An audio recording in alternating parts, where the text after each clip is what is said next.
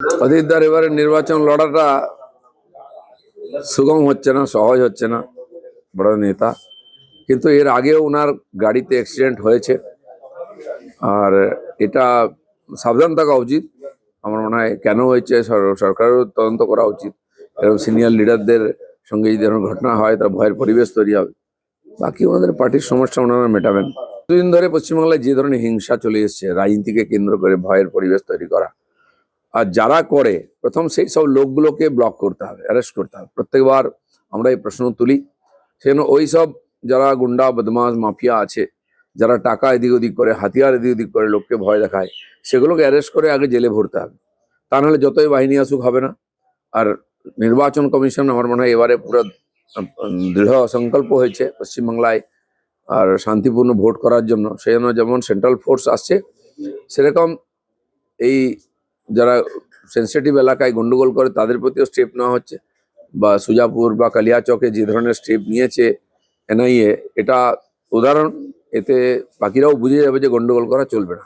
ভারতীয় জনতা পার্টি পশ্চিমবঙ্গে সরকার বানাবে, পরিবর্তন করবে, প্রতিবদ্ধ।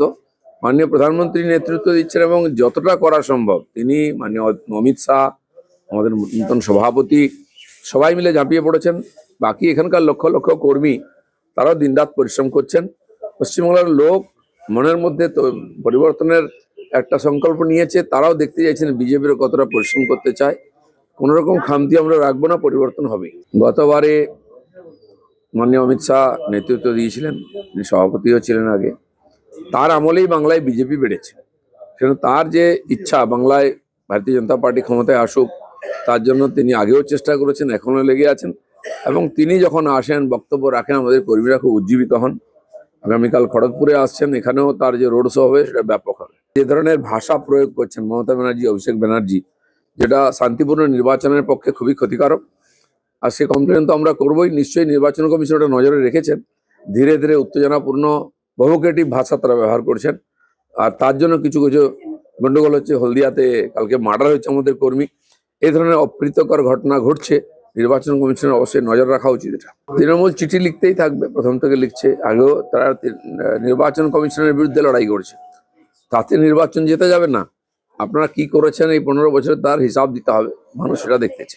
মমতা ব্যানার্জি এবং অভিষেক ব্যানার্জির যে উত্তেজনামূলক বক্তব্য, তার পরিণাম হচ্ছে সেখানে গুন্ডা মাফিয়ারা যারা ভোট করায় তারা এখন সক্রিয় আছে। তাই বিজেপি কর্মীদের উপর হামলা হচ্ছে, কেন্দ্রীয় উপর হামলা হচ্ছে, মার্ডার হচ্ছে।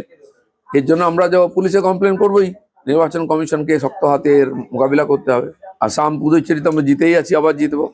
কেরালায়ও বড় শক্তি হিসেবে আমরা উঠে আসবো, কারণ ওখানকার বাম ডান দুজনকেই লোকে এতদিন দেখে নিয়েছে। ওখানেও বাংলার মতো পরিবর্তন চাইছে লোকে, আর তার সম্ভাবনা তৈরি হবে।